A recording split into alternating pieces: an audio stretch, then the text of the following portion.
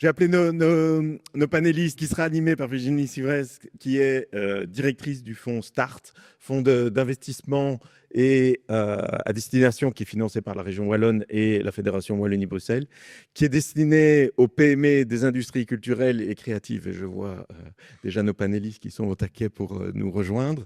Donc nous aurons dans ce panel, pour rappel, qui va viser les trajectoires, les enjeux des IA de nouveau à horizon 2030, avec d'un côté finalement des experts de terrain, des personnes qui l'appliquent au quotidien, qui viennent du monde de la recherche et qui l'appliquent dans des expériences muséales, dans l'interaction et la réinvention du patrimoine, si je peux le dire comme ça, pour Géraldine, et alors des accompagnateurs, des gens finalement qui sont là pour aider le terrain à s'approprier les outils, à s'approprier cette nouvelle technologie et les ancrer dans leur quotidien. Et donc, finalement, on est des deux côtés sur l'accélération de ces appropriations. Virginie, désolé, surtout qu'on se connaît bien. Et donc, le trou de mémoire.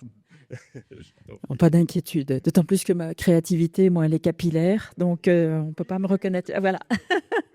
Bonjour à toutes, bonjour à tous, et merci de nous rejoindre et de m'accueillir. Alors, si tu veux, j'ai un micro ici également, donc je ne sais pas si je te laisse celui-là. S'il fonctionne. Voilà. Oui. Alors, on l'a vu, les outils d'intelligence artificielle transforment déjà nos pratiques culturelles et créatives, et même profondément.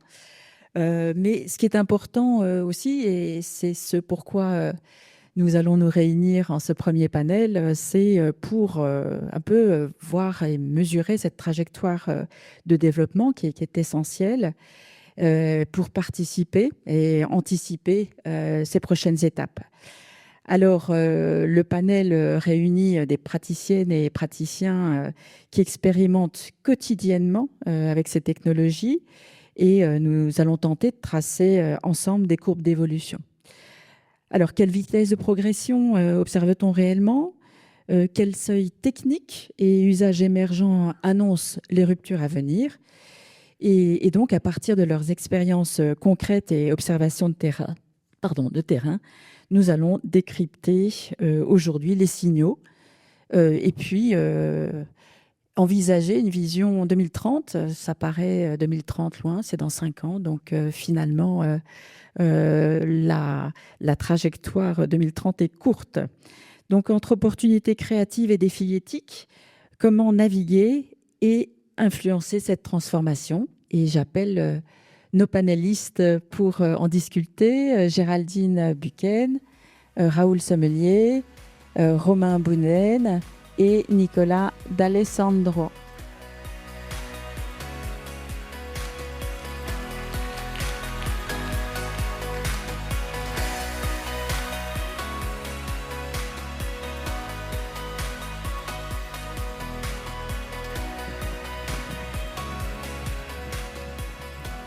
Bonjour, je vous rejoins dans un instant. Je vais continuer un petit peu debout et vous présenter les uns et puis les autres, et vous poser une première question à laquelle vous aurez, allez, on va dire maximum 5 minutes pour répondre parce que nous avons énormément de points à explorer ensemble. Alors Géraldine, je vais commencer par toi. On peut se tutoyer tous, puisqu'on se connaît évidemment. Vous êtes productrice, enfin vous êtes tuée, tu vois, je fais du tu-vous. Productrice exécutive, scénariste, directrice du programme XR for Heritage. Tu as été aussi à l'initiative d'Avatar, qui est le premier Digital Human Lab dédié à la création d'avatars IA mémoriels. Et tu es également organisatrice de l'Invisible Festival, dont la 3e édition va se tenir du 25 au 27 mars 2026, c'est correct ? C'est exact, merci. Et donc, tu anticipes une convergence puissante entre l'IA et les technologies XR pour réinventer la valorisation du patrimoine. Et on peut dire, peut-être que ta vision, elle est politique et éthique. Il s'agit d'utiliser ces technologies pour révéler les invisibles de l'histoire. Et partant du constat que l'histoire est racontée par les vainqueurs, tu vois dans les technologies émergentes un moyen de créer des récits multiples et plus inclusifs. Alors, petite tentative de décrypter ta vision pour 2030, c'est d'imaginer un paysage où les avatars IA, des figures historiques oubliées, pourront interagir avec le public dans des environnements immersifs et offrant des perspectives alternatives sur le passé pour mieux questionner le présent. Et si je te demande de te projeter en 2030 réellement avec une IA omniprésente, enfin elle l'est déjà, mais elle le sera d'autant plus, pour toi, quelle va être la transformation ou les transformations les plus significatives dans la manière dont on va raconter l'histoire? Donc, en fait, en continuité aux projets que tu as décrits, qui sont les miens, de plus en plus, en tant qu'auteur ou créateur de contenu, on peut se dire que la limite, c'est vraiment celle de notre imagination. De plus en plus, avant, on était fort en dépendance avec beaucoup de corps de métier. Maintenant, il y a une facilité, grâce aux technologies, de pouvoir donner à voir, visualiser les histoires. Alors, dans l'évolution, j'ai essayé de structurer ma pensée, mais je veux dire, il y a déjà un cap qu'on pourrait dire de narration statique où on avait comme référentiel, je vais dire, du linéaire pour les gens qui viennent de la télé, également du livre, du musée. Ça veut dire on avait une narration qui était complètement bouclée, statique. Et maintenant, on va vers une narration vivante, qui est interactive, qui est dialogante et qui se rapproche peut-être plus d'un cadre architectural où il y a des parts d'inconnu compte tenu avec qui on échange. Et donc, ce côté de statique à vivant est pour moi un des paramètres de plus en plus concret sur lequel on peut vraiment expérimenter.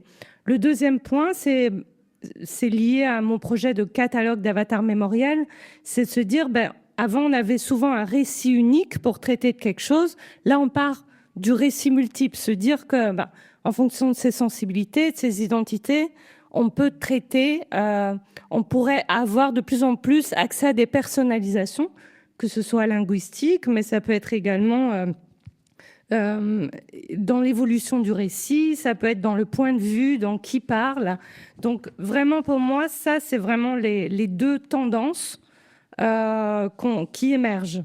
Ensuite, par rapport à ça, effectivement, ça donne l'opportunité de faire émerger donc des récits multiples, mais également ça pose des questions. Donc j'ai essayé de les structurer. Je pense que c'est des choses qu'on va parler tout au long du panel, mais pour moi, les trois enjeux par rapport aux créateurs de contenu, il y a d'une part la standardisation, les récits qui émergent à partir du moment où on fait appel à un copilote qui est un système de langage, un modèle de langage qui est alimenté par un tout petit nombre d'entreprises, clairement, on fait face à des biais. Et donc, ces biais-là font en sorte que constamment, il faut être vigilant de simplement parfois dans le prompt ou dans le brief qu'on donne à ces intelligences, à recadrer des automatismes qui lui viendraient. Donc, par exemple, j'avais mis sur l'étude de l'UNESCO, on sait que les modèles de langage associent les femmes 3 à 4 fois plus souvent à des rôles domestiques qu'aux rôles de pouvoir. Que, par exemple, le logiciel DALL-E qui fait des images représente les professions, un grand nombre de professions de pouvoir, donc exclusivement avec des hommes, alors que les femmes, souvent, sont dans des postures souriantes, tête penchée, voilà. Donc, il y a des automatismes par rapport au système d'encodage qui sont pour moi des gros warnings dans l'approche qu'on va avoir de la création de contenu. Le deuxième point, c'est la créativité en tant que telle. Ça, c'est le volet positif. C'est-à-dire que pour une auteure comme moi, qui ne suis pas réalisatrice de films, je peux passer d'un texte en storyboard très rapidement.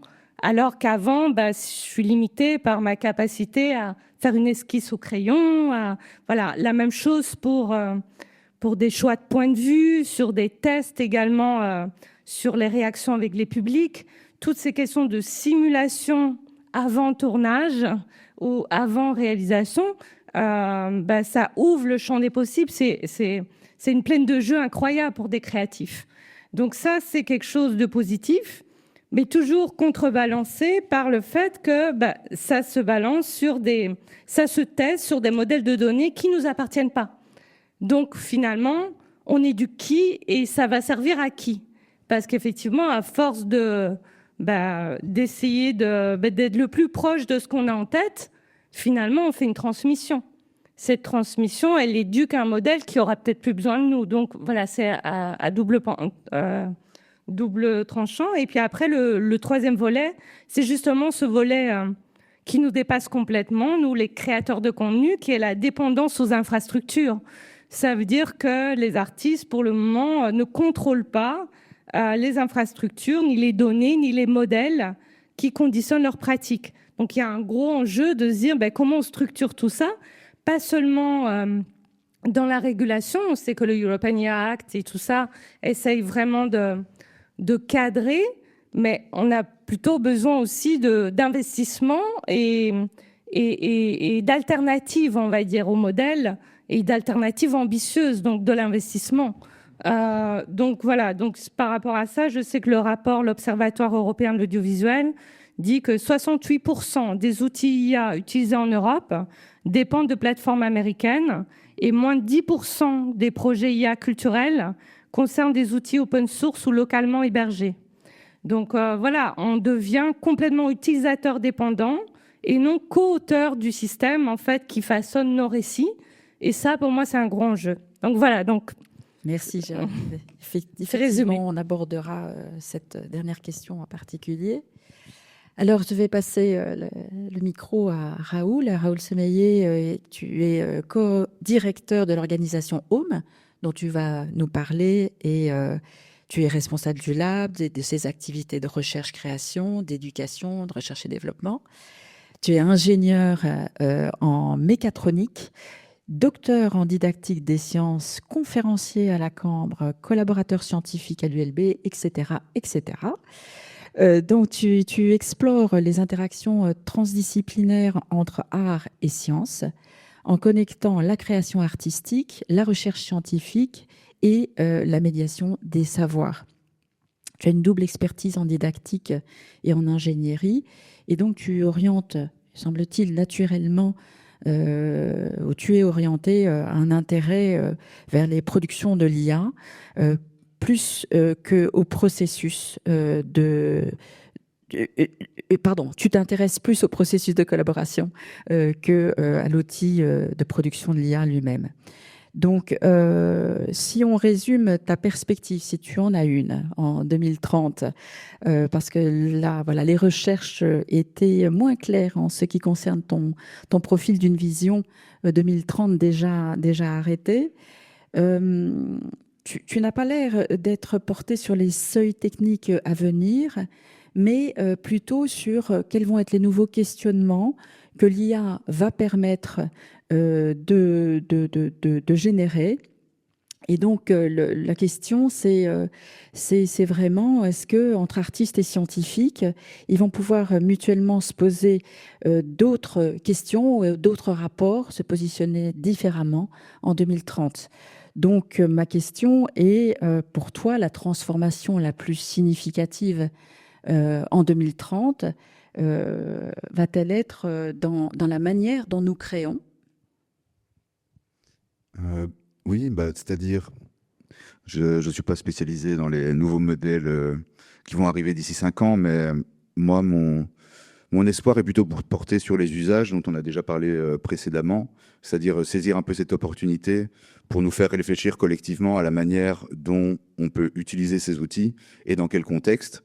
Et mon dada personnel, qui est une des raisons pour lesquelles on a créé Home il y a 8 ans, c'était de partir du constat que depuis la révolution industrielle, plus ou moins, les sociétés humaines ont pas cessé vraiment de s'hyper-spécialiser, ce qui nous a permis de créer la science moderne, énormément de découvertes incroyables, mais qu'aujourd'hui on est face, d'un point de vue sociétal, ensemble, à des problématiques qui nécessitent des points de vue et des perspectives différentes, donc la crise climatique, la crise démocratique et bien d'autres. Et dans cette perspective-là, les collaborations transdisciplinaires entre les personnes qui ont des pratiques et, on va dire, un background les plus diversifiés possibles était une manière de répondre à ces enjeux sociétaux. Et donc, c'est ce qu'on essaye de faire à notre petite échelle avec Home.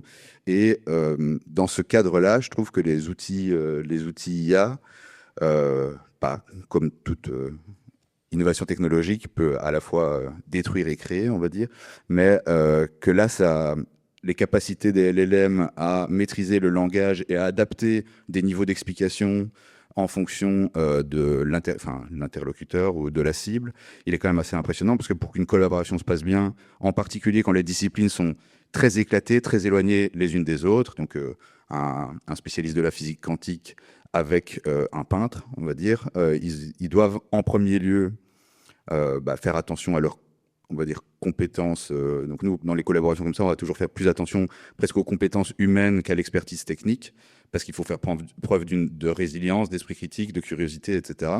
Et la première étape, c'est de développer un langage commun et de faire preuve, voilà, d'intérêt par rapport à la discipline de l'autre, de reconnaître le métier de l'autre.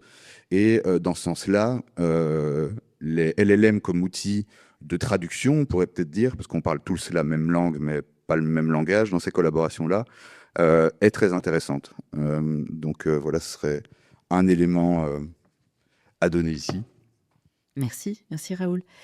Nicolas, voilà encore un autre univers. Donc toi, tu es ancien ingénieur, chercheur de la faculté polytechnique de Lumons et de l'université British Columbia, en interaction humain-machine, design d'interaction et de technologie créative.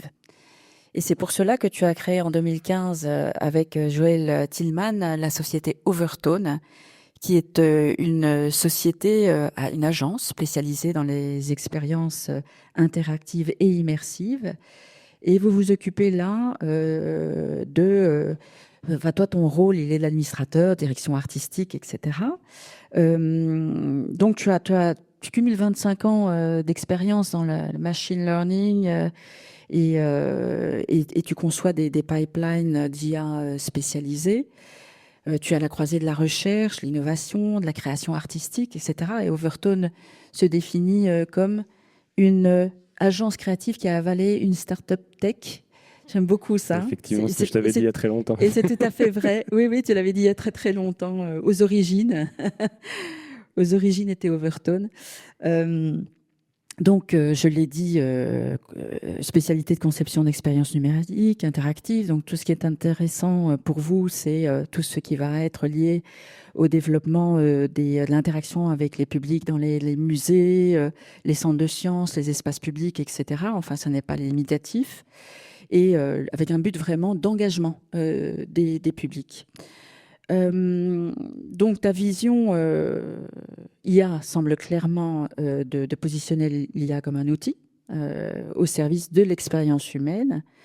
L'IA n'est certes pas, il semblerait, une finalité, pour beaucoup d'ailleurs, mais un moyen de rendre cette interaction avec le monde numérique plus naturel, plus fluide, plus émotionnel également. Donc ma question, toujours, on se plonge, on est en 2030, donc l'évolution la plus significative dans la manière dont on va justement créer des expériences. Tout à fait.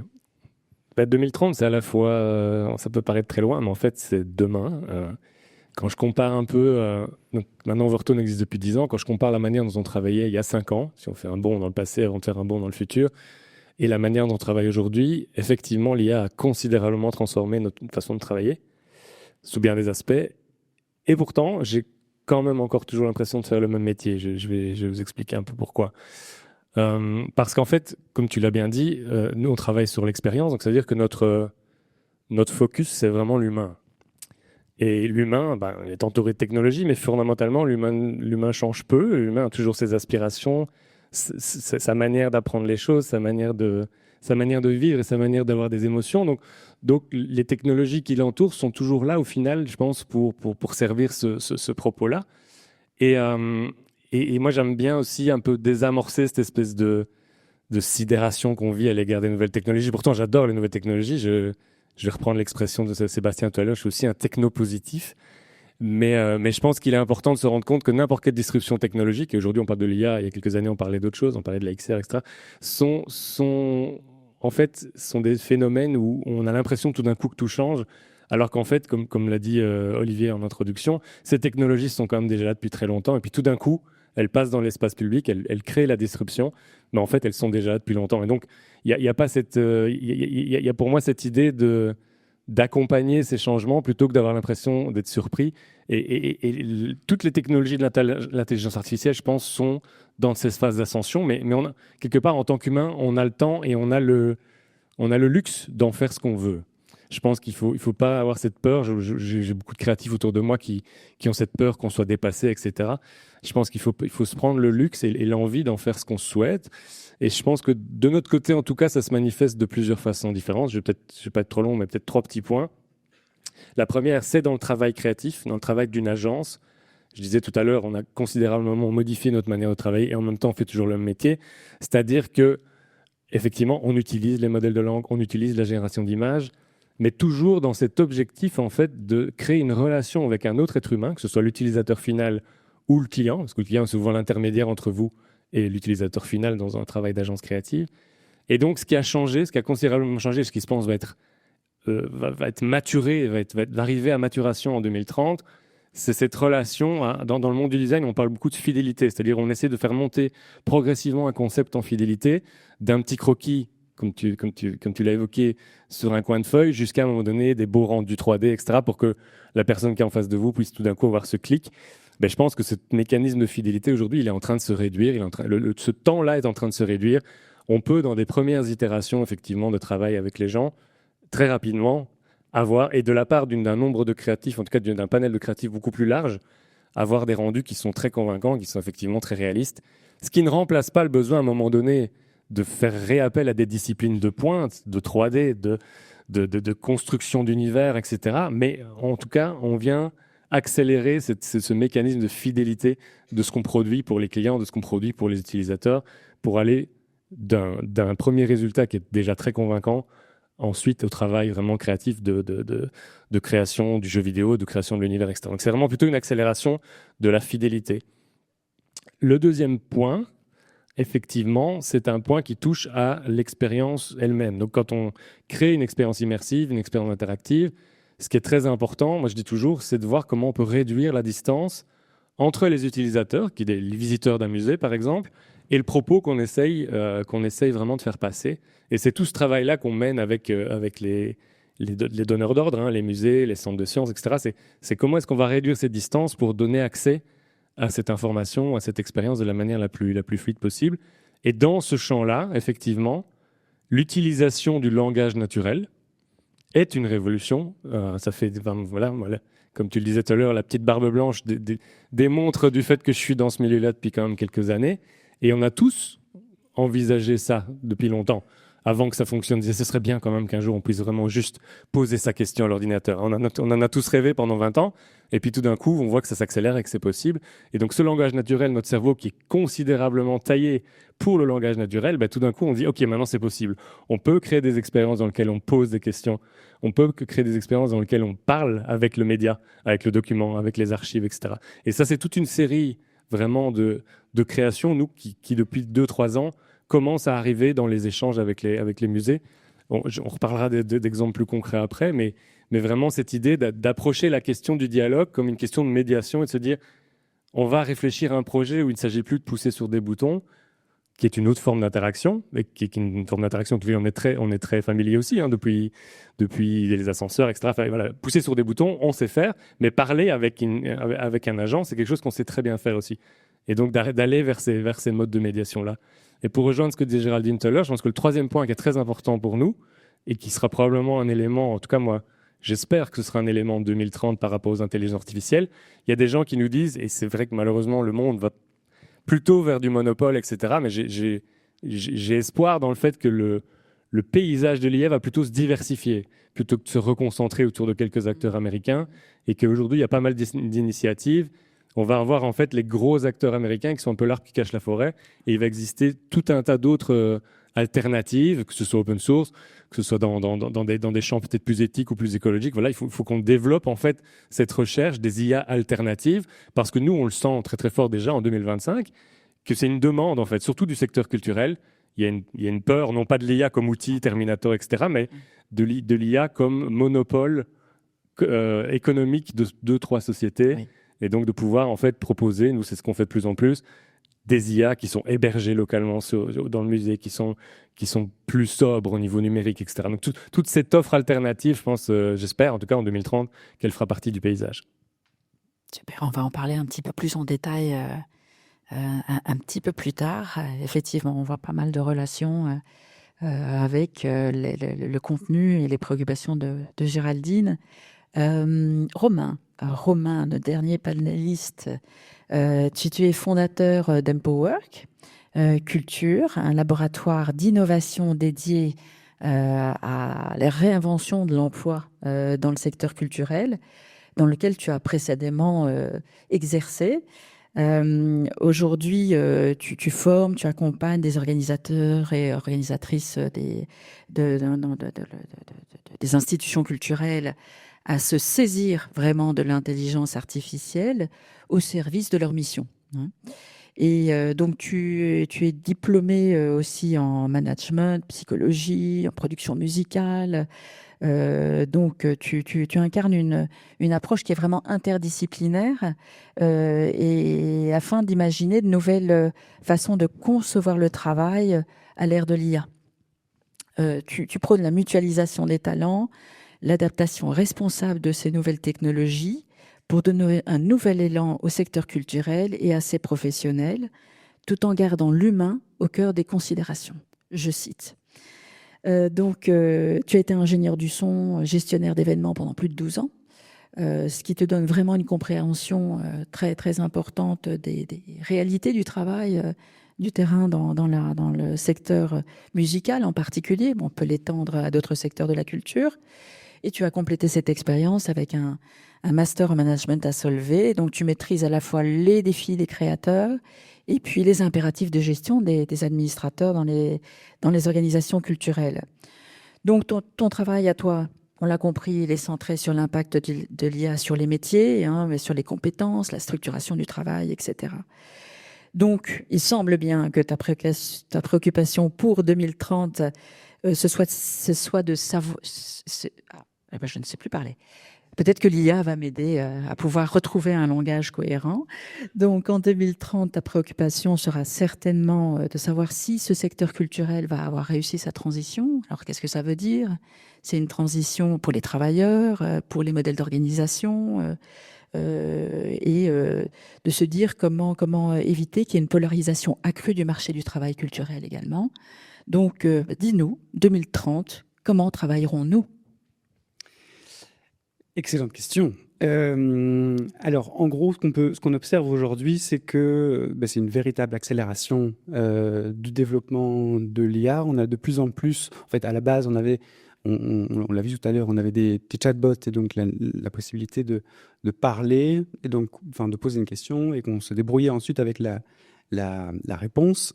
De plus en plus, on a affaire à des agents, donc des agents d'IA, c'est-à-dire des IA qui vont de façon plus ou moins autonome et de plus en plus autonome pouvoir avoir la capacité de réaliser des actions qu'on leur soumet.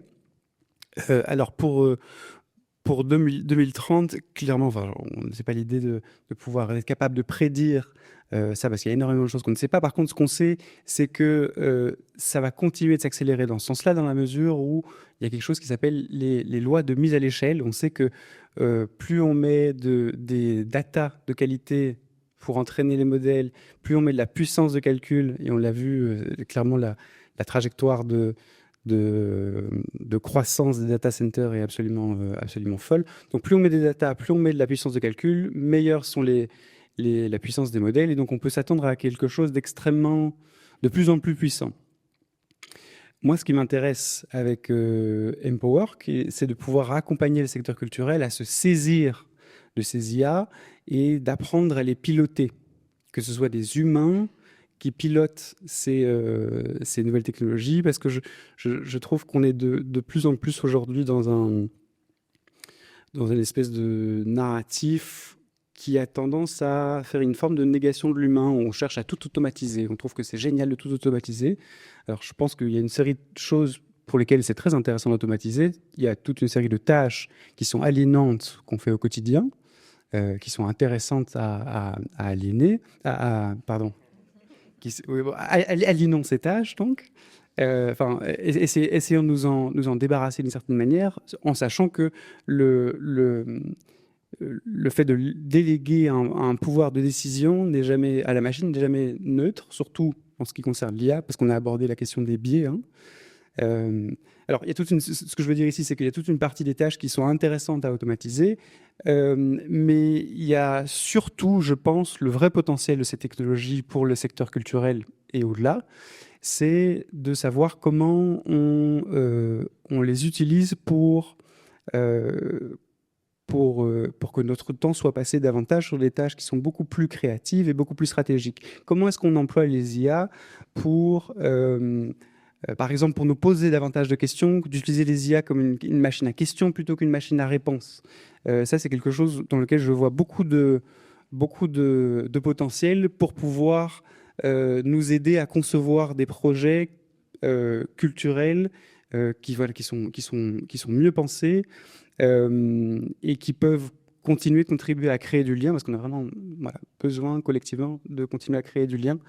Et ça, c'est une des pistes qu'on envisage. Donc, c'est vraiment de comment est-ce qu'on forme des personnes à devenir d'une certaine manière des pilotes d'IA, et de mettre en évidence en anglais on dit agency, donc le human agency, plutôt que simplement le agency le pouvoir d'action, c'est ça, agency, plutôt que simplement le pouvoir d'action des IA. Mettons l'humain au centre, c'est vraiment ce qu'on cherche à mettre en avant. Parfait. Alors, on va revenir au présent. Vous avez des postes d'observation excellents, chacun dans vos métiers, pour nous partager ces expériences et cette observation de terrain. Qu'est-ce qui a fait que dans ces 12 derniers mois, vous êtes dit, voilà, ça y est, on a franchi un cap tout à fait irréversible? Est-ce que vous avez un exemple? Géraldine. Oui, moi, je suis avec beaucoup d'intérêt et parfois de frayeur l'actualité. Et je repense au jour où Trump a sorti la Riviera du Moyen-Orient comme sa vision, on va dire, du futur Gaza. Et je pense que c'est inédit, c'est la première fois qu'un homme politique assume qu'il a fait un prompt pour projeter son plan Marshall, enfin un plan politique après. Donc l'enjeu n'est pas de savoir si on adhère ou pas. L'enjeu était de se dire comment quelqu'un dans ce si haut niveau de pouvoir peut justement assumer comme outil politique de créer un film en IA générative, complètement d'ailleurs, je veux dire, décalé. Mais donc, pour moi, en fait, ça m'intéresse particulièrement parce que je suis arrivée aux technologies, non pas parce que j'ai un background technologique, mais parce qu'à la base, j'ai fait l'IEX, donc communication, avec une spécialisation sur l'animation socioculturelle, éducation permanente.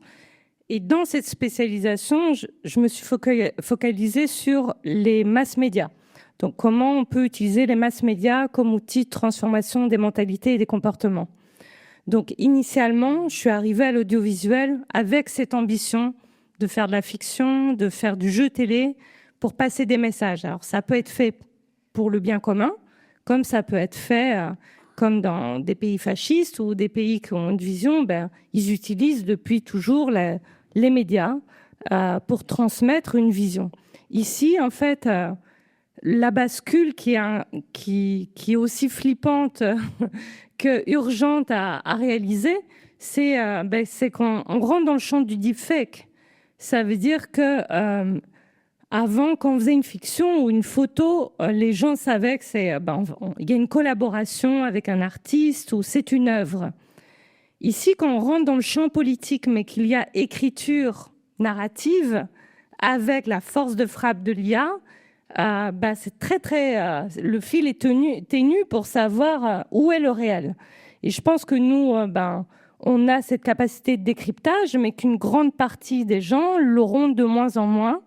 Donc oui, donc moi, le gros switch, c'est vraiment cette entrée des nouvelles narrations IA dans le champ de la diplomatie et de la politique. Et d'ailleurs, dans ce champ-là, justement, je me suis rapprochée du FARI, qui est la réunion de l'ULB, VIB, IA for Common Good. Et on va justement lancer une offre de formation sur ça, parce qu'il y a un vrai enjeu pour les États, pour les personnes qui font du média d'influence, à se dire où je me positionne là-dedans. Donc, étonnamment, finalement, les professionnels de l'audiovisuel ont vraiment urgence, en fait, à parler avec ce nouveau champ, en fait, de la politique, de l'influence. Donc voilà, donc ça a été un peu ma découverte récente, ouais. Tout à fait. Nicolas, tu voulais... Oui, je peux enchaîner, mais c'est vrai que oui, ok. Je peux enchaîner, mais c'est vrai que le commentaire que je vais faire était beaucoup plus... Je trouve que c'est super intéressant de partir de ce côté politique, parce qu'effectivement, ça a des enjeux considérables. Moi, le commentaire que je pourrais faire est plus du côté de l'intime et du personnel, parce qu'en fait, effectivement, il y a quelques mois, je dirais, comme tu dis, 6-9 mois, quand on est créatif et quand on bosse sur des projets artistiques, on recherche toujours à un moment donné à rentrer dans cet état qu'on appelle l'état de flow. Donc, on a tous pris des années à développer ces pratiques avec certains outils pour justement que l'outil disparaisse, en fait, et qu'on puisse vraiment commencer à travailler sur les idées. Et j'essaye les outils d'IA depuis qu'ils sont apparus, et j'avais jamais eu ce moment de déclic. Et c'est vrai qu'il y a quelques mois, j'ai commencé à me rendre compte qu'on pouvait rentrer dans cet état de flow et dans cet état vraiment de créativité profonde et de réflexion avec en face de soi un outil IA. Et ça, je pense que c'est un déclic par rapport à la capacité que ces outils ont développé ces derniers mois de rentrer dans... Et à la fois, je le dis avec un aspect enthousiaste et positif, mais je souligne quand même le côté inquiétant et de mise en garde par rapport à ça. Ça veut dire que les modèles de langue aujourd'hui sont devenus tellement performants à se faire passer pour un agent que même moi, qui suis depuis 20 ans dans le monde de l'IA, qui connais très très bien ces modèles, qui est une espèce d'analyse permanente, d'espèce de méta, je me mets en métacognition permanente avec ces outils-là, ils ont été capables de me faire plonger dans un état de flow par rapport à la capacité de les utiliser pour créer des choses nouvelles. Donc voilà, je pense que là, il y a eu un déclic, effectivement, mais qui est très personnel et très intime, de me dire, OK, ça y est, on y est. Ouais. Raoul? Oui, moi, dans l'expérience pareil personnelle, c'était ce week-end où j'ai dû, pour un projet de performance audiovisuelle avec Lomotel, Antoine Jonard et Corentin Caudron, qui est donc un volcanologue, j'ai dû convertir et traiter un set de données de plusieurs gigas qui vient d'accéléromètre sur un volcan qui s'appelle Kawaïjen en Indonésie. Et donc, je ne suis pas programmeur professionnel, et j'ai réussi par l'assistance de différents modèles IA à faire ça, ce qui m'aurait sans doute pris, je sais pas, avec mes petites connaissances, un mois il y a 2 ans, quoi. Donc ça, c'était quand même, je me suis dit, ouh là là, ça c'est quand même quelque chose. Et dans une autre forme d'usage, je trouve que la capacité d'abduction des modèles AI, donc le raisonnement, où ils peuvent partir d'une série de faits ou de données énormes, enfin incapables à intégrer par un cerveau humain, et d'en faire des hypothèses vraisemblables qu'il faut ensuite valider par nous-mêmes.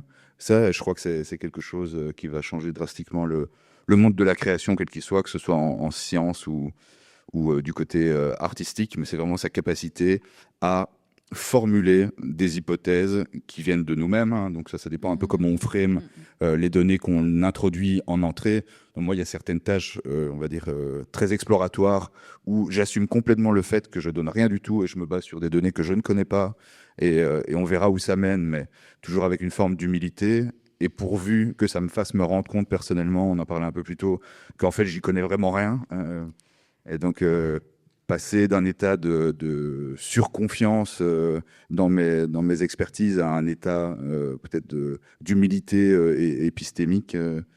Ça, c'est quelque chose qui peut être très bien, quoi, qu'on utilise ces choses-là pour se rendre compte qu'on ne sait pas. Et à côté de ça, il y a d'autres types de tâches pour lesquelles on doit avoir la maîtrise complète de ce qu'on introduit en entrée pour voilà, être sûr que on n'aille pas aller chercher des données dont on ne connaît pas la provenance. Et là-dessus, je pense que c'est comme changement radical et qui, j'espère, va poursuivre, c'est la possibilité, et je pense que c'est avec Claude ça, de sélectionner le corpus de données qu'on veut en entrée de prompt. Et ça, je pense que c'est quelque chose d'essentiel dans les usages à venir et qui ne devrait pas changer. Voilà. Tu veux, Romain? J'ai une petite dernière, ça me fait rebondir par rapport à ce que tu dis ici. Alors, dernièrement, j'ai beaucoup expérimenté avec un processus de travail, une manière de collaborer avec l'intelligence artificielle qui m'a fait réaliser à quel point, en fait, vraiment la puissance de ces outils, à partir du moment où on met l'humain au centre, et là, je le redis, et donc, de la manière dont on peut utiliser l'IA comme une machine à questions plutôt qu'une machine à réponse constamment. Et donc, il faut imaginer ce processus de travail un peu en entonnoir. Et donc, ça peut s'appliquer à n'importe quel processus qui soit artistique, qui soit de la gestion de projet ou à peu près n'importe quoi. Et donc, l'idée, c'est de fonctionner en entonnoir. Et donc, le haut de l'entonnoir, c'est commencer par un processus de brainstorming. Et donc, demander à l'IA de faciliter une séance de brainstorming, et c'est là qu'elle va nous poser plein de questions pour qu'on puisse mettre un maximum de nous. Okay, ça, c'est quelque chose que je trouve extrêmement important, c'est qu'on puisse démarrer les interactions en donnant un maximum de notre contexte. Parce que je trouve que ça fonctionne toujours mieux quand on part de notre contexte, de ce que nous, en tant qu'humains, on pense, plutôt que de travailler simplement avec ce que l'IA pense, parce que toujours ça donne des réponses qui sont sur la forme très impressionnantes, absolument bluffantes, mais quand on creuse un peu, souvent c'est très creux et très inintéressant. Et donc, c'est ce processus de commencer par ce processus de brainstorming où on sort un maximum d'informations pour qu'on puisse, dans la suite du processus, travailler sur base de nos propres idées. Et donc ensuite, qu'on travaille avec l'IA, au fur et à mesure qu'on descend dans l'entonnoir, qu'on se serve des forces de l'IA pour structurer nos propres pensées et nos propres idées pour à peu près n'importe quel projet, y compris artistique. Merci. Alors, si on revient au secteur culturel, purement, de la culture, parce que si on élargit aux entreprises culturelles créatives, on va encore dans d'autres domaines, mais au secteur culturel, bon, au-delà de l'IA générative, des textes, des images, etc., est-ce que vous voyez, vous, déjà pointer la prochaine brique technologique qui va vraiment changer encore la donne? Est-ce que, pour poser une question, peut-être Nicolas, est-ce que tu penses que l'IA va être capable de comprendre et de générer des émotions, par exemple? C'est déjà le cas, en fait. Ouais. Je pense qu'on se rend compte petit à petit, je s'était dit aussi dans l'introduction, à quel point, quelque part, nous, on doit, par rapport à ces intelligences artificielles, donc qui sont externes à nos intelligences humaines, on doit développer une forme d'humilité aussi, de se rendre compte que l'humain est très prévisible parfois. Mais pour revenir sur ta question, c'est que effectivement, je pense que là, on est un peu dans la lune de miel par rapport à tout ça. On est bien d'accord. On a cette espèce de truc très brillant en face de nous, du prompt de ChatGPT. On peut tout lui demander, etc. Je pense que voilà, on revient sur l'IA en 2030, c'est de se dire que ça, probablement que cette lune de miel, petit à petit, va entre guillemets, on va digérer tout ça. Mais moi, je pense que la force de ces modèles va se retrouver à des endroits où on le suspecte peut-être un peu moins. Et on a déjà commencé à voir ça avec certains projets en ce qui nous concerne. C'est que, par exemple, je prends un exemple, on est en train de développer un projet pour le musée de la photo à Charleroi où on utilise la force du LLM pour rajouter toute une série d'informations aux images qui sont dans l'archive, des informations qui ne sont pas des informations expertes. Alors, je vais essayer juste de contextualiser. C'est-à-dire que dans les catalogues d'images, en général des musées, il y a toute une série d'informations qui sont annotées par des experts de la collection. On a toute une série de mots-clés très, très pertinents, etc. Mais parfois, il manque un peu de chemin entre ces objets qui sont parfois très spécifiques, et ces photos, ces images, etc., qui sont très spécifiques, et ce qu'un utilisateur lambda, même si j'aime pas ce mot-là, mais en tout cas qu'un visiteur utiliserait comme mot, ou en tout cas utiliserait comme approche pour essayer de se rapprocher de ce contenu. Et on s'est rendu compte récemment que les LLM, si on leur donne à regarder toutes ces images et qu'on leur dit « décris-moi cette image », alors le prompt fait 3 pages, hein, mais c'est de dire, voilà, on a toute une série de questions clés, une série de critères, et vas-y, décris-moi ce que tu vois, y compris des informations de valence émotionnelle. Donc on a une photo dans l'archive, on lui dit « qu'est-ce que cette photo te fait ressentir ?» Alors on est bien d'accord que l'IA ne ressent rien, mais l'IA finalement n'est qu'une image de ce que le monde documenté d'Internet pense de certaines choses.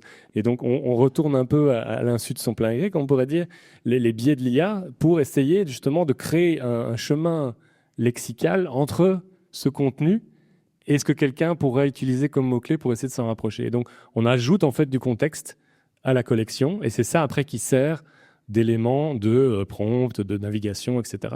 Donc, je prends toujours un exemple très bête, c'est que peut-être que dans une collection, une archive, une canope égyptienne est taguée avec canope, c'est pas sûr qu'il ait écrit vase ou pot. C'est un exemple très bête, hein.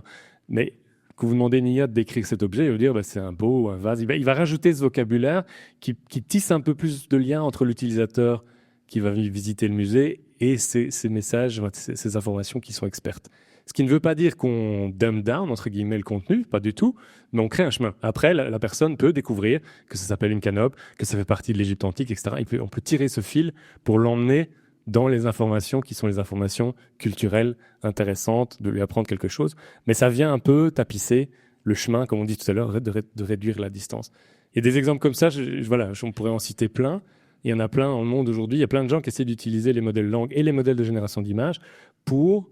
Finalement, en fait, quand on vit l'expérience, on ne le voit plus, l'IA. Elle est cachée derrière, mais elle sert à quelque chose de l'ordre du lien entre l'objet ou entre l'expérience et le monde, puisque finalement, les IA sont une espèce de résumé du monde. On va vers ça. Géraldine, toi, par rapport à cette brique technologique et au monde immersif et IA, vois-tu quelque chose se dessiner ? Moi, je vois que les technologies vont extrêmement rapidement, se déplacent vite. En venant de l'audiovisuel, finalement, j'ai eu que 4 ans d'immersion dans ces technologies, en commençant par la réalité étendue, donc 3D temps réel, tout ce qui permet de créer ces mondes. Et puis rapidement, ces logiciels ont été complétés par l'IA. Je pourrais dire que l'observation que je vois, c'est une progressive simplification de la pipeline.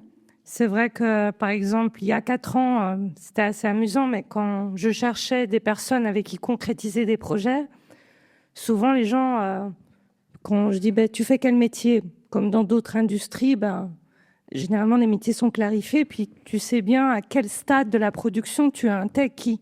La plupart des gens disaient je fais de la XR. C'est comme si c'était un métier. C'est pas un métier.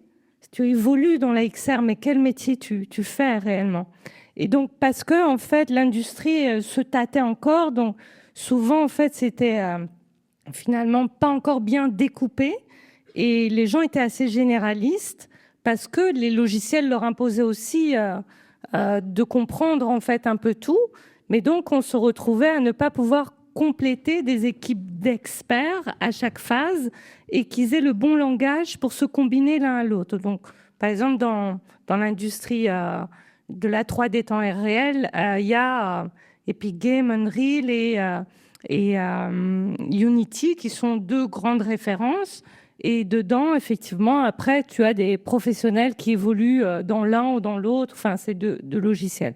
C'est vrai que moi, j'ai appris sur le côté pratique. C'est qu'en même temps, on est abreuvé sur Internet de plein de vidéos qui disent tu vas parler, tu auras le lip sync instantané, tu vas avoir ton visage, et puis après tu dis ok, faisons-le. Et c'est là où tu vois que oui, c'est réalisable dès que tu es dans des choses très formatées, que tu vas avoir le visage snap du moment et compagnie. Dès que tu veux personnaliser, créer toi-même un visage, un type de corps, une gestuelle qui a une sorte de signature, quelque chose comme ça, ben, en fait, cet enchaînement des rouages est encore fort long et avec beaucoup de spécialités. Alors, l'IA commence par exemple, le rigging, qui est une étape qui prend du temps, donc qui veut dire on a créé quelque chose en 3D et on doit tout d'un coup animer chaque muscle pour pouvoir permettre à un avatar, par exemple, de se mouvoir.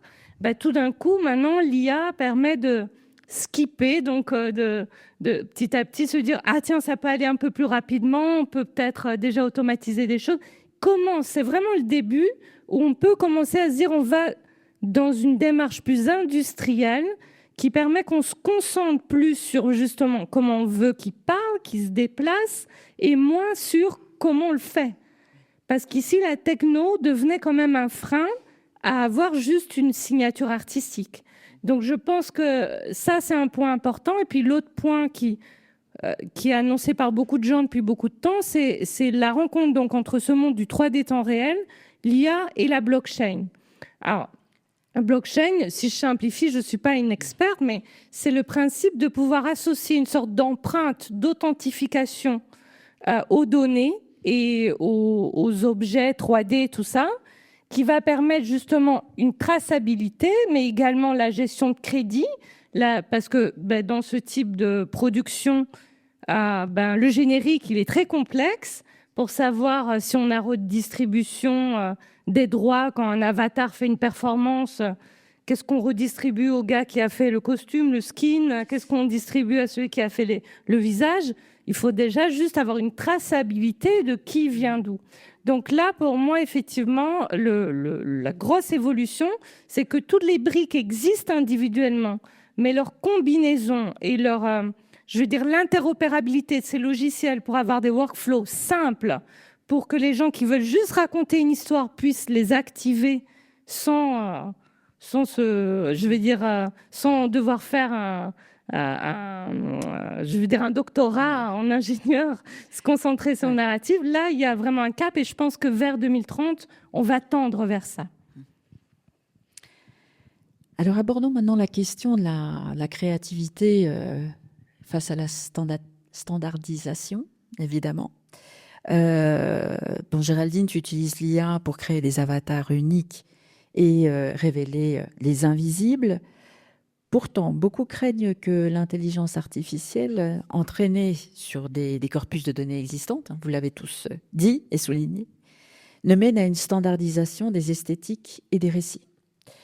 Alors, entre ce potentiel d'une créativité augmentée et le risque d'une culture, qu'on va dire, moyenne, où situez-vous le curseur d'ici 2030 ? Je vais revenir avec quelque chose que j'ai déjà dit, mais parce que je pense que c'est extrêmement important. Pour moi, une bonne manière de minimiser ce problème énorme de la standardisation de la création, c'est de pouvoir travailler d'abord avec ce que nous, on a à l'intérieur. Et donc, encore une fois, de ne pas utiliser nécessairement l'IA comme une machine à question ou une machine à réponse et à concevoir, à exécuter directement d'une certaine manière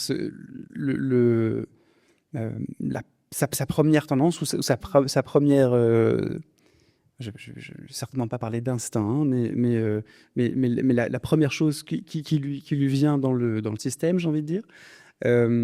Si on travaille en collaboration avec l'IA, j'aimais bien ce que Émilie disait tout à l'heure sur la question comment est-ce qu'on met en place de la collaboration humain-IA pour pouvoir concevoir justement des systèmes qui nous permettent de sortir un maximum de choses qu'on a en nous et de pouvoir faire preuve d'un grand esprit critique par rapport à ce que la machine nous sort. Je pense que ça, c'est une des clés qui vont être extrêmement importantes dans les années à venir, de pouvoir vraiment travailler cet esprit critique et de travailler par rapport à ce qu'on a à l'intérieur plutôt que ce que l'IA nous sert de façon presque automatique. Raoul, peut-être? Oui, j'étais en train de réfléchir. Alors, mais Nicolas. Oui, non, ça va, je suis prêt. Alors. Peut-être moi je travaille avec des artistes et des formes d'art qui sont un poil peut-être moins populaires que le cinéma ou le graphisme, etc. Et donc pour une installation d'art numérique ou pour une œuvre musicale interactive, etc., peut-être que la question se pose un peu moins, parce que je pense que là, le rôle de l'artiste est relativement défini, où c'est par son art, il exprime une forme de position dans la société ou de réflexion pour laquelle il peut tout à fait utiliser différents outils, hein, un petit peu comme voilà, la peinture a fort changé à la création du pinceau, quoi. Et on ne s'est pas trop posé la question de quelle était la proportion s'il fallait créditer le pinceau ou pas. Et je crois que dans ces arts-là, peut-être que pour l'instant, en tout cas, il y a moins cette question de l'authenticité de la démarche de l'artiste, etc., parce que c'est avant tout lui qui s'exprime. Oui, je pense que à terme, c'est quand même aussi quelque chose qui peut arriver, quoi. Est-ce qu'à un moment, il va pas avoir et ça existe déjà, hein, des artistes IA qui sont en fait des avatars de A à Z et qui ont eux-mêmes quelque chose à dire sur le monde parce qu'ils ont une vision forcément qui est différente de la nôtre. Et donc là, je rejoins un petit peu ce que disait Romain aussi. C'est comme vous l'aurez compris, moi, je me pose beaucoup de questions sur les méthodologies de collaboration transdisciplinaire, et au même titre que pour faire travailler un physicien quantique avec un artiste numérique, il faut développer des méthodologies. Je pense qu'avec l'IA, il faut le faire aussi, et c'est quelque chose qu'on loupe un peu systématiquement dans toutes les grands retournements, ou disruptions technologiques. C'est le fait que la technologie va beaucoup plus vite que notre capacité à bien les utiliser, et que peut-être pour cette fois-ci, on va tous faire plus attention à ça. Voilà, c'est un petit peu mon espoir pour les 5 prochaines années. En ce qui me concerne, effectivement, je vais on va essayer de faire confiance à l'histoire pour qu'elle se répète. Pourquoi je dis ça? Parce que, effectivement, comme je disais tout à l'heure, je pense qu'on est vraiment dans cette phase de sidération, et c'est normal, hein, je pense que j'étais pas là à l'époque, mais je suis certain qu'il y a des gens qui ont dû faire des centaines de kilomètres pour voir la première performance dans les années 60 avec des micros sans fil. Parce que, waouh, des micros sans fil. Donc voilà, on vient de là, c'est normal quand on a quelque chose de nouveau, quelque chose qui apparaît comme étant magique. Cette fameuse phrase sur la technologie et la magie que tout le monde connaît. On se rue, on se précipite, on veut voir, on veut essayer. Et donc ça crée peut-être un peu de brouillard, mais je pense que petit à petit, et moi si demain on me disait, voilà, il y a une expo entièrement réalisée en IA qui a été qui est ouverte, la première question que je poserais, c'est ok, mais qui est derrière ça? Qui a tiré un peu ces fils? Ok, les outils sont devenus géniaux, sont devenus assez incroyables. Et comme tu disais tout à l'heure, ils poussent peut-être une narrative aussi qui est un peu... Faire attention, ils sont plus audacieux que Photoshop peut-être, je ne sais pas. Mais en tout cas, c'est qui est derrière? Est-ce qu'il y a... Voilà, quels sont les artistes, quels sont les créateurs et créatrices derrière qui ont donné en fait le regard? Parce qu'en fait, au plus on va avoir des outils, et je suis d'accord qu'il y a un grand danger qu'on se fasse, et c'est déjà le cas, inondé de ce qu'on appelle aujourd'hui le AI slop, hein, Internet qui se retrouve complètement ravagé de contenu absolument atroce, généré en 3 minutes par un pipeline automatique.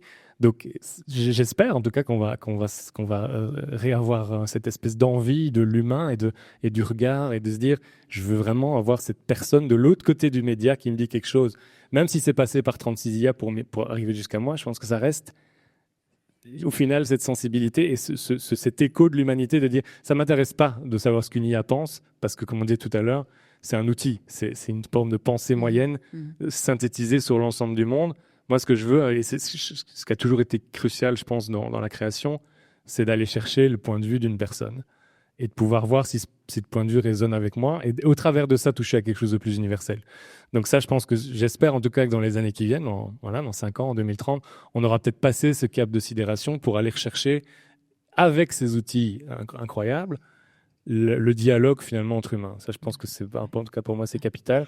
Mais il faut pas cracher sur cette phase de sidération qui est celle d'aujourd'hui. Et il faut apprendre ces outils, il faut devenir des créatifs AI compatible, je ne sais pas comment dire, en tout cas des artistes et des créatifs qui ont appris à se servir de ces technologies pour justement créer le dialogue d'humain-humain qu'on peut espérer retrouver après cette phase un peu de bling-bling autour de l'IA. Oui, de révolution, en fait, comme Tout à on en fait. a déjà connu à chaque siècle. Romain, peut-être une question plus pour toi sur l'innovation et face à l'équité sociale, hein, avec ces chamboulements, cette course à l'innovation technologique, hein, surtout si on le rapporte au milieu des institutions culturelles. Comment est-ce que tout ça ne va pas se faire au final au détriment des travailleurs? Et est-ce qu'on peut s'assurer d'une certaine manière que les gains de productivité acquis par cette mise en œuvre, hein, des outils IA soient réinvestis dans la création, dans de l'emploi? Alors c'est clair que il y a cette tendance, en particulier, je dirais, dans le monde, dans le secteur marchand. Toute une série d'organisations ont presque le devoir de mettre les gains de productivité au service de leurs actionnaires.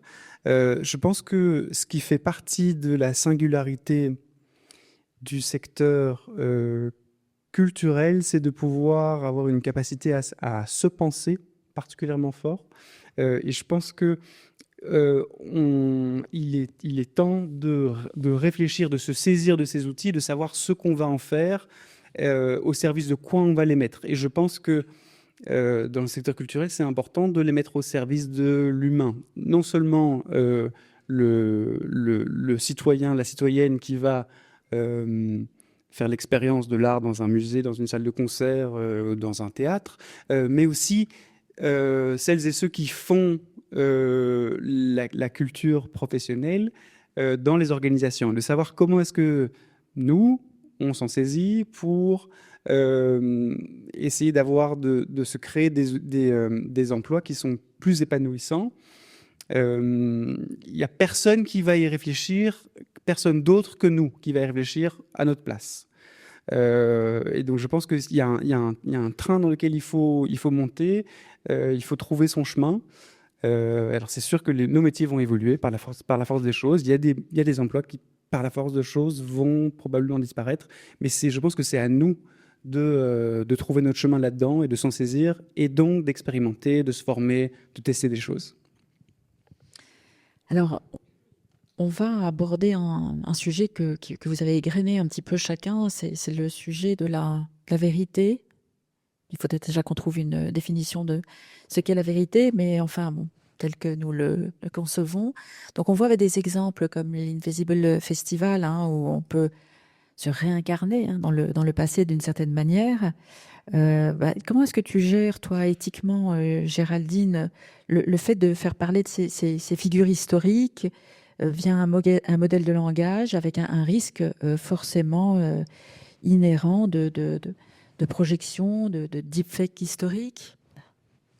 Mais donc, effectivement, c'est conscient de ce risque qu'on a organisé ce festival. Donc, à la base, derrière ce festival, il y a un manifeste. Donc, il y a plusieurs personnes dans une démarche pluridisciplinaire qui disent comment on fait pour faire émerger des récits auxquels nos enfants peuvent s'identifier dans leur richesse et diversité culturelle. Comment, d'une manière générale, on peut avoir, une meilleure appropriation des archives pour rendre les gens fiers d'être ce qu'ils sont. Avec des focus, donc la première édition, on était sur les héros afrodescendants, après on a été sur les femmes, et on a une approche d'intersectionnalité. Donc, déjà, ça, c'est le point de départ. Donc, ce qui fait qu'on est dans une démarche pluridisciplinaire, vu qu'autour de la table, on a d'une part des jeunes talents qui veulent juste prouver qu'ils maîtrisent des logiciels, IA, 3D, et ainsi de suite, et que quant à faire un portfolio, on le challenge sur des sujets qui ont de l'impact, sauvegarder un patrimoine menacé de disparition, travailler sur l'égalité des genres, voilà, ce genre de choses. Donc ça, c'est le volet jeunes talents. Puis en face, on a des gestionnaires d'archives, des historiens, et puis on a des fournisseurs de solutions techno. Moi, le but de l'Invisible Festival, c'est trianguler ces trois mondes pour pouvoir justement voir qu'est-ce qui existe et comment on dialogue avec le passé, qu'est-ce que ça impacte. Donc il y a un enjeu d'une part un peu d'avoir des recommandations pour le bien commun, donc justement se mettre du point de vue de l'UNESCO, de l'ICOM, des acteurs pour les enjeux de développement durable et se dire, quant à faire revenir le passé, on le fait pourquoi ? C'est pas neutre. Donc si on redonne vie à un personnage, c'est quoi sa mission ? Donc je vous donne l'exemple, dans le catalogue d'Avatar, on a par exemple fait une collaboration avec une fondation en Afrique du Sud qui est la fondation Miriam Makeba, qui est une chanteuse et activiste anti-apartheid qui est décédée en 2008. Et dans le cadre de la collaboration, la première question pour avoir loqué des ayants droit de travailler là-dessus, c'est de dire elle va intervenir où, pourquoi ? Et donc à chaque fois on choisit. Donc là par exemple la première commande c'était une commande d'Enabel qui voulait inspirer des femmes entrepreneurs en Afrique aujourd'hui. Et donc on s'est dit c'est un featuring comme on ferait venir une star. Miriam Makeba a des choses à dire à ces femmes. Donc voilà, donc on a cette approche d'assumer qu'il y a écriture. Donc il y a une équipe qui convoque le passé en dialogue avec des ayants droit, des archives et ainsi de suite, pour un projet pour demain. Donc à partir du moment où c'est une écriture et qu'on assume que c'est un avatar mémoriel, ce n'est pas la personne. Donc dans ce cas-là, on le fait. Donc c'est vraiment une démarche de confiance, parce qu'on part sur la confiance. La même chose, on a fait un grand concours avec les gagnants qui ont été présentés à UNESCO Femmes en juin dernier, où il y avait des jeunes de 8 équipes qui venaient de 5 pays, qui ont choisi chacun une femme historique liée à leur culture pour en faire une influenceuse sur Instagram pour l'égalité des genres.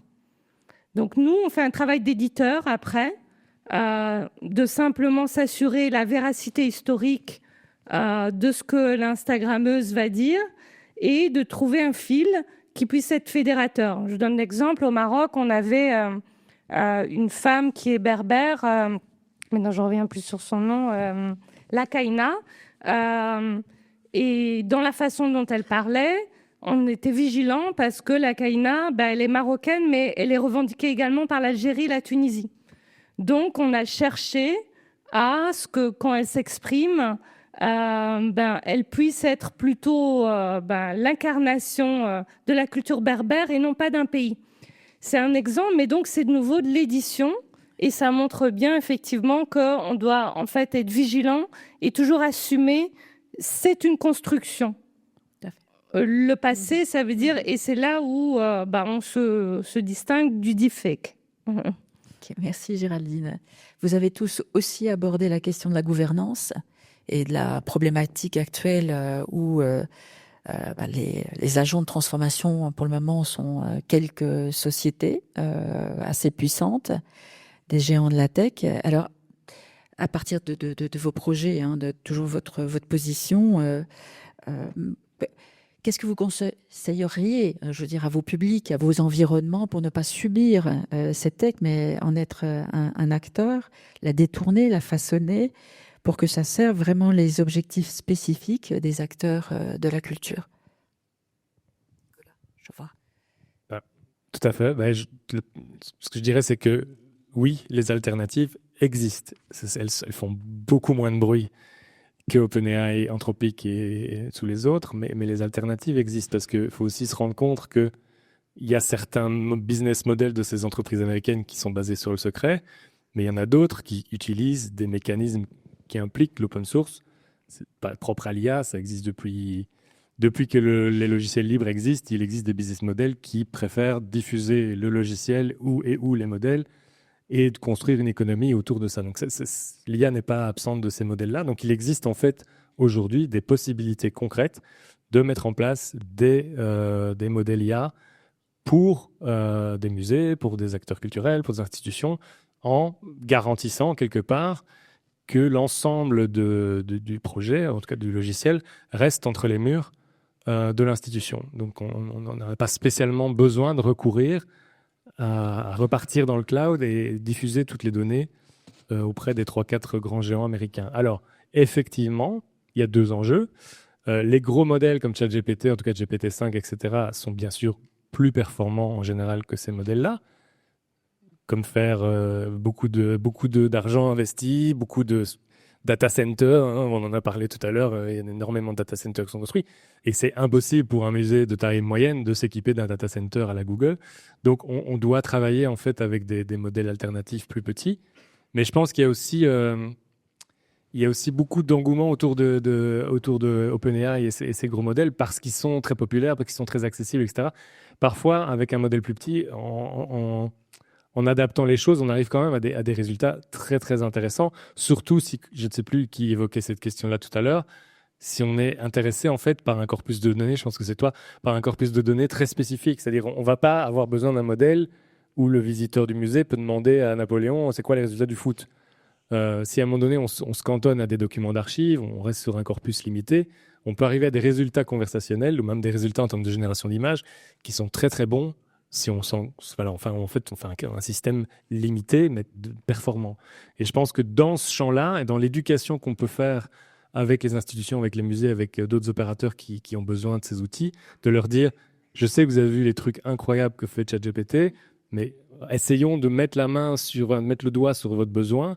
Et grâce à ça, on va peut-être pouvoir vous développer en fait un pipeline qui reste en local, quitte à acheter quelques serveurs, les mettre dans une salle avec une petite clim. Voilà. Mais c'est tout à fait accessible avec des budgets qui vont être bien sûr, qui vont rester raisonnables et qui permettent en fait au musée de pas tout d'un coup se retrouver avec OpenAI qui tire la prise parce que les abonnements sont passés à 300 balles. Et voilà. Donc c'est vraiment cette question-là de gouvernance, d'autonomie. Elle est possible, mais elle nécessite bien sûr il faut prendre en charge les gens et un peu les éduquer à ces autres modèles qui sont beaucoup moins visibles. Pour vous, Raoul, niveau de... Moi, avec plaisir, mais je vois qu'il est... Oui. On arrive à la conclusion. Très rapidement, moi, c'est effectivement poussé vers l'open source, parce qu'on parlait de la vérité, et je crois que ça peut être un outil d'exploration de la vérité, mais pas un outil de formulation de la vérité. Donc, dans l'usage personnel qu'on en fait, parce que c'est jamais une bonne idée, sauf si on contraint les sources de base et qu'on met vraiment, on n'a juste pas le temps de tout lire et on se dit que ça va être un bon outil de synthèse de sources dans lesquelles on a confiance. Ça peut être intéressant, mais je pense que c'est s'en servir en connaissance de cause, et ça fait le lien avec l'open source qui va nous permettre, et en tout cas la diversité des modèles qui va nous permettre de ne pas développer de dépendance idéologique ou géopolitique quelconque. Et la formation dont on a parlé un petit peu plus tôt aussi, essayer de se former, essayer de comprendre comment ça marche, parce que ça permet de faire des choses incroyables, mais au prix d'un manque de transparence quand même. Donc c'est une grosse boîte noire, quoi. Et donc se former, ça permet aussi de comprendre comment on arrive à certaines réponses. Donc voilà, ce seraient mes conseils rapides pour les 5 années à venir. Eh bien, on a été très bavard, donc on est obligé d'arrêter là. On aurait aimé pouvoir vous laisser poser des questions, mais nous n'avons plus le temps. Désolée, j'ai été maîtresse du temps, mais comme d'habitude, pas extraordinairement efficace dans ce domaine, en tout cas. Merci beaucoup à chacun. Alors, merci doublement à Romain, hein, qui a préparé, quand on a préparé ce panel, je lui ai dit, mais ce serait génial de le préparer avec l'aide de l'IA, forcément, hein. Et il m'a dit, mais c'est déjà fait. Donc voilà, alors on a pu aussi mêler justement les résultats IA et puis l'intelligence collective. Et pour, nous l'espérons, vous avoir rendu un panel éclairant sur cette progression en cours. Merci beaucoup. Merci à tous.